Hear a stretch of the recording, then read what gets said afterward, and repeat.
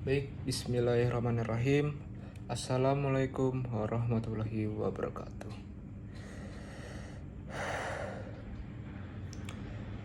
Perkenalkan, saya Rahmat Rehan Ratsongko dengan NIM B1121075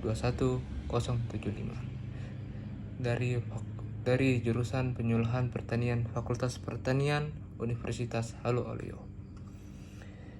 Di sini saya akan membawa kisah tentang sahabat Nabi salah satu dari 7 orang yang pertama menyatakan Islam secara terbuka atau terang-terangan.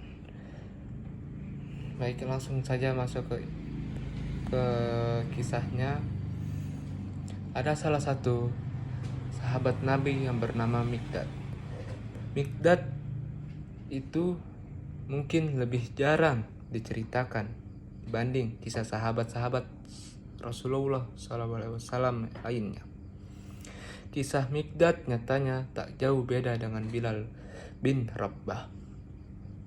Mikdad yang sejatinya merupakan seorang pemikir ulung harus menanggung penderita atas siksaan yang diterimanya dari kaum Quraisy.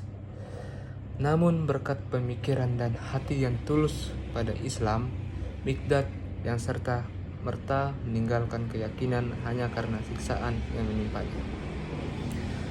Sebaliknya, Mikdad semakin meneguhkan keyakinan pada agama yang dibawa Rasulullah SAW. Hingga suatu hari Rasulullah SAW mengamanatkan Mikdad untuk memimpin suatu daerah dan melantiknya sebagai seorang amir atau pemimpin. Mikdad pun mengembangkan amanat tersebut dengan sangat baik. Hingga sampai suatu saat ketika Mikdad kembali dari tugasnya, Rasulullah SAW bertanya, "Bagaimanakah pendapatmu tentang menjadi amir atau pemimpin?" Mikdad dengan menjawab yang jujur.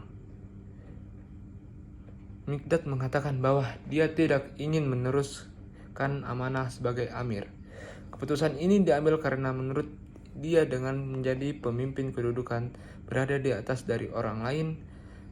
Berbeda dengan kebanyakan orang yang ingin menempati posisi tertinggi, Mikdad justru tidak menginginkan hal itu. "Anda telah menjadikanku menganggap diriku berada di atas semua manusia. Demi yang telah mengutus Anda membawa kebenaran. Sejak saat itu aku tidak berkeinginan lagi menjadi pemimpin sekalipun untuk 2 orang untuk selama-lamanya," ucap Mikdad, dikutip dari buku Kisah Seru 60 Sahabat Rasul karangan Umar Akbar. Semenjak menempati posisi sebagai amir, Mikdad memang selalu dikelilingi oleh kemewahan dan sanjungan dari banyak orang. Namun hal tersebut dipahaminya sebagai suatu kelemahan yang dapat menjauhkan dari agama. Mikdad akhirnya memantapkan diri untuk menghindari dengan cara mundur dari jabatan sebagai pemimpin atau amir. Meskipun sebelumnya Mikdad telah menjalankan tugasnya sebagai pemimpin dengan baik, maka dari itu saat Rasulullah SAW menawarkan kembali jabatan tersebut, Mikdad menolaknya.